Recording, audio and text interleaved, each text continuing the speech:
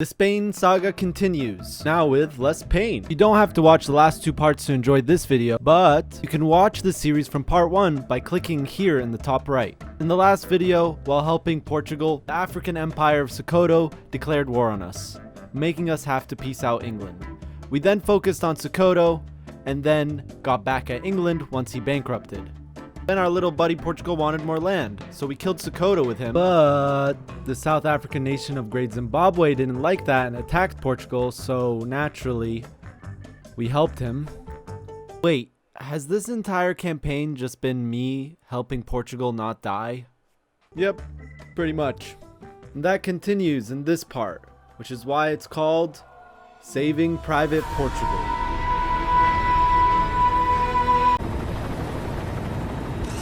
Why are we still here? Just to suffer.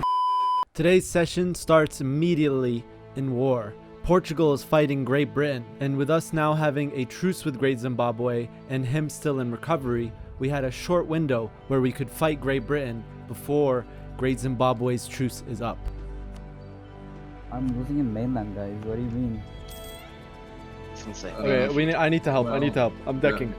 I'm decking. No, we need more stacks. We have one cannon stack in the New World. I think it'll be fine. I think it'll I've be fine. Okay, I'm decking. I'm decking. I'm decking. They have like 50k stack right on my border. I have no forts. Ugh. I'm decking.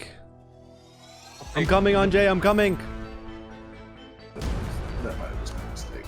Oh, Wait, what happened, Anjay? what? Stab out me. Stab out. He stabbed you out? Okay. We can't leave through New Spain.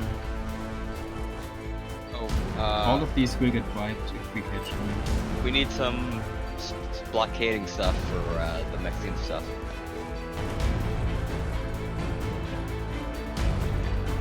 Okay, we need. Ooh, sinking so many boats. Sinking so many boats.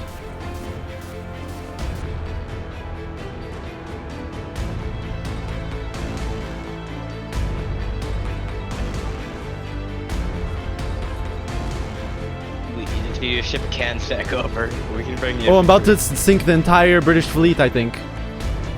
Oh! I'm kind of getting full siege, baby.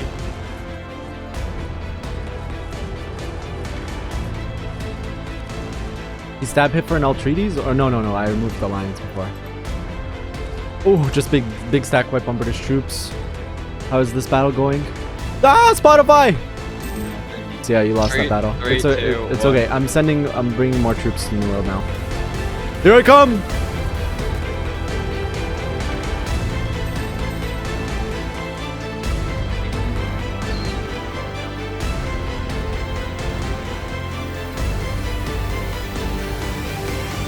Oh! That's a big sack wipe.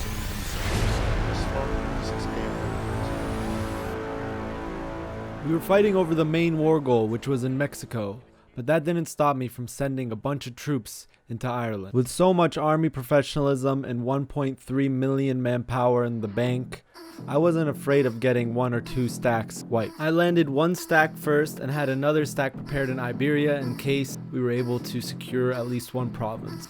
Portugal was actually able to do a decent amount of damage to the British fleet, and when we got in the war, we basically just did the final blow. And because of that, we had naval superiority for the rest of the war, which let me do stupid stuff like this. It's risky, but you might want to do a cannon attack retreat into them.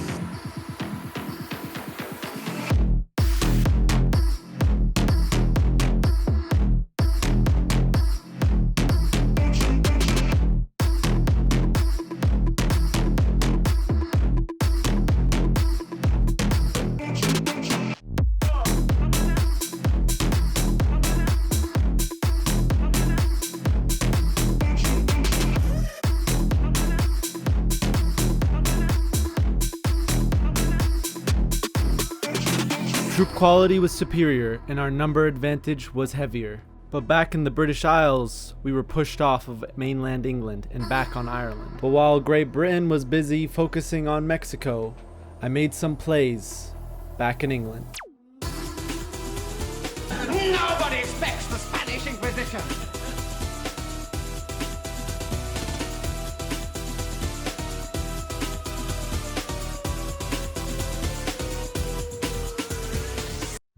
Wait, what?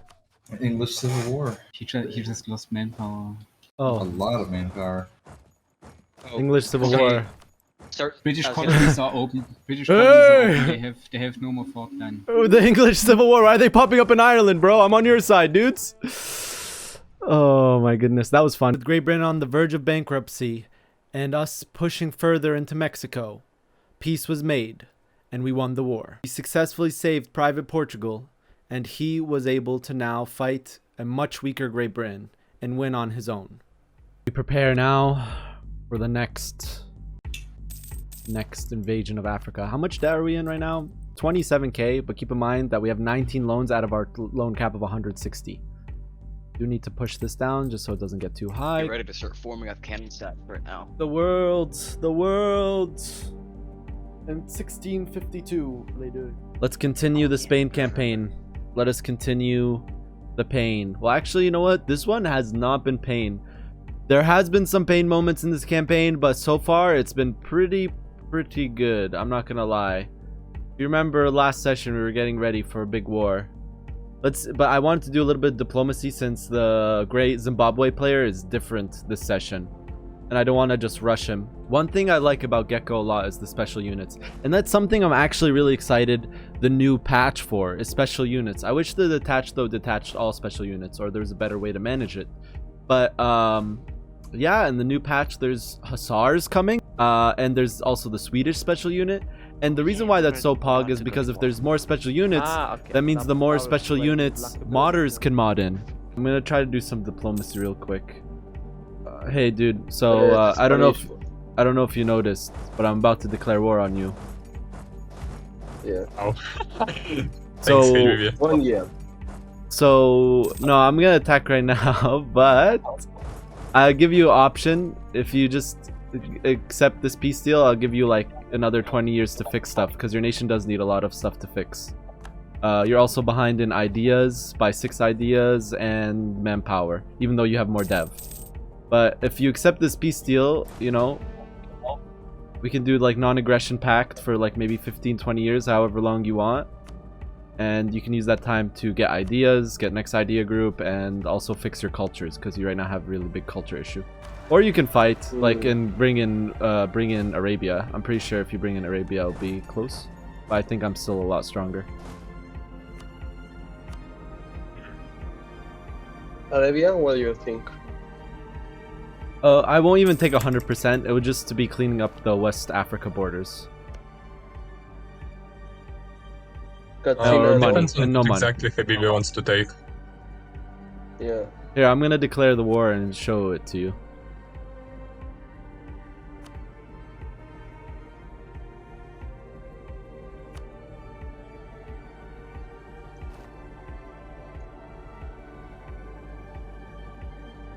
Holy shit. Do you accept? We will fight. We will fight? Until the last man. Okay, we'll We're fight going then. to fight, so. Okay, we're fighting.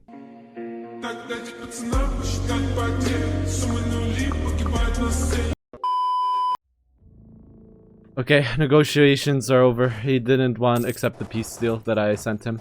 So we're fighting. No negotiation. Oh, we were not supposed to fight? Whoa, we weren't before, but now we are.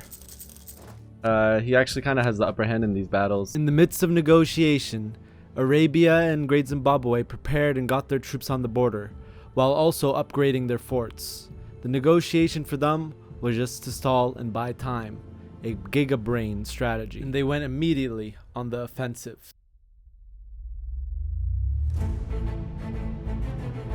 World War I type front was made. 3 battles were happening at once, and we were losing all 3. While those battles were happening, Great Zimbabwe was trying to hit us out of the war, reducing our stability with each peace deal I rejected. Every participant in this war knew that if this war kept going on, I would simply outlast both Great Zimbabwe and Arabia with my massive manpower and colonial swarm. But if we didn't get the war goal soon, we would simply get stabbed out of the war. For the first time since our war against Morocco, we took a considerable amount of debt. We went massively over force limit to amass 1 million troops. I had to make my comeback right here on the river of Niger. I engaged 2 battles at once in order to reduce the amount of reinforcements they can get in the main battle in Gao. On the front I had 500,000 troops, and behind it another 700,000 of Spanish and colonial troops. At the same time, Zimbabwe was trying to snipe my colonial back line. 3 colonies worked together to hold the Zimbabwean army in Timbuktu while we moved through Kabara and Humbori, allowing us to reinforce both battles sufficiently. By the time the colonial army was defeated, we were already winning 2 other battles.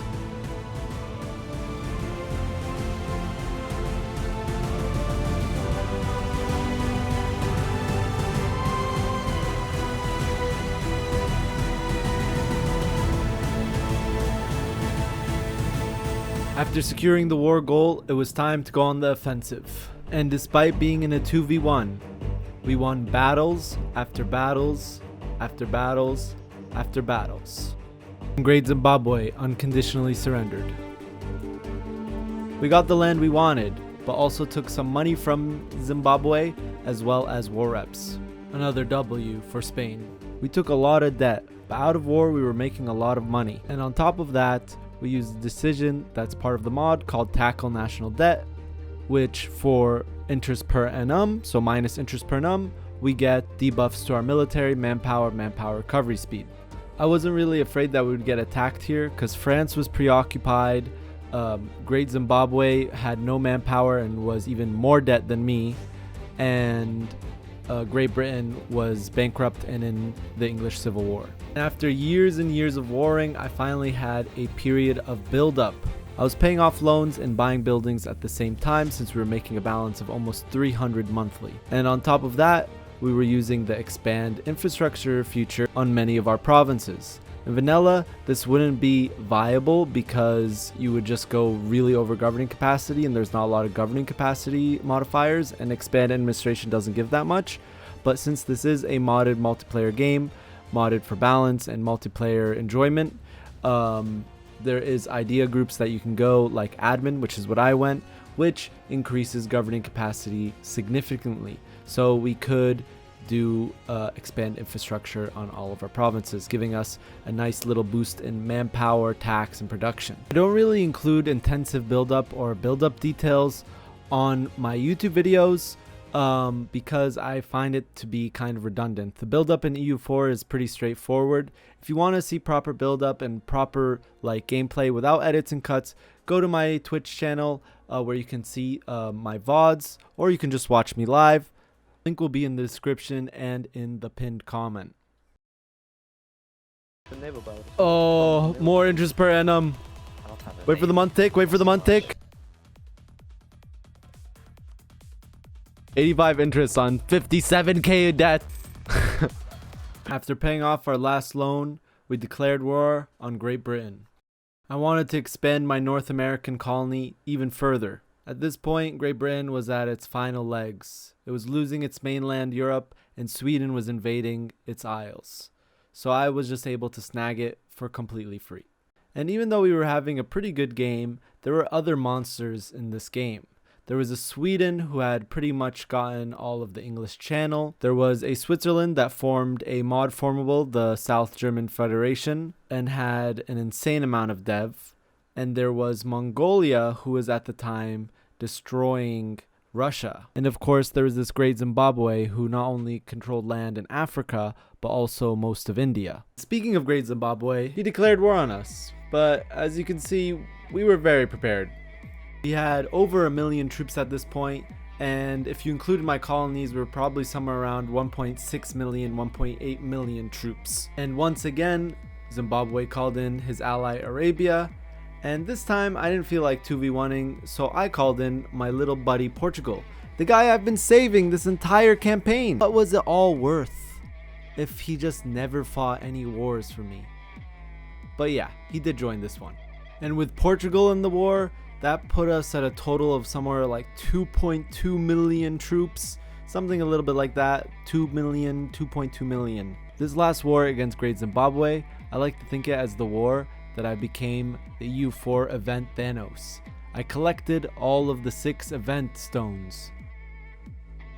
In the midst of the first battles, I got my first event. I became the Pope, giving us bonuses to morale, as well as picking what we use the bull on, which we chose Crusades Can Be Called an Age of Absolutism and Age of Revolution. The next event that we immediately got after that was Grand Captain event, giving us Morale of Armies. That's 2 lucky events so far in the war. The third event I stacked was Crusade, which I of course was able to use because Great Zimbabwe is Sunni, and I used the Golden Bull. This war was literally just like a World War I type war where there was just a front and just constant reinforcements on the fronts, constant reinforcements, and then after a battle was over, it was only a couple months before a battle was taking place in exactly the same spot.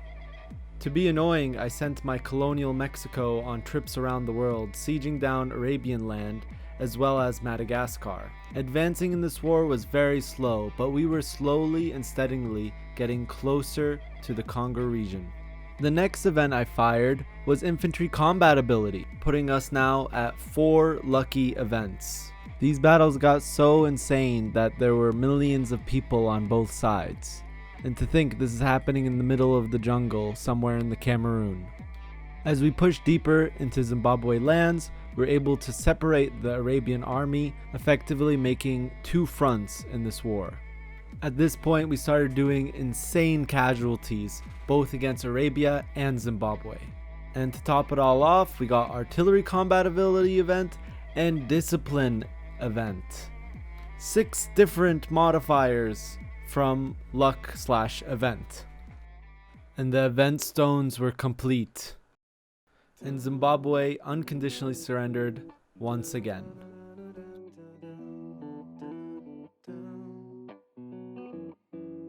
After piecing out Great Zimbabwe, we continued to expand around the AIs that we had around us like Sokoto, and we prepared for another war against the South German Confederation.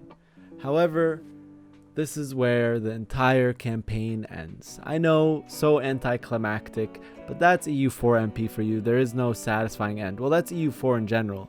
Like, when you finish a EU4 game, all you see is a screen that gives you your stats. Anyways, we weren't the strongest nation in the lobby in this game, but we did have a lot of fun. We did have some amazing wars. We turned around many wars. And we also defeated the 2 people that tried to destroy us early on, Sokoto and the Great Britain, which both ended up dying. And that means that's the end of this campaign. And yeah, that's it. If you are interested in playing EU4 multiplayer, make sure to join my Discord channel. You can find it in the link in the description. Thank you so much for watching, guys, and I'll see you guys in the next video. Thank you.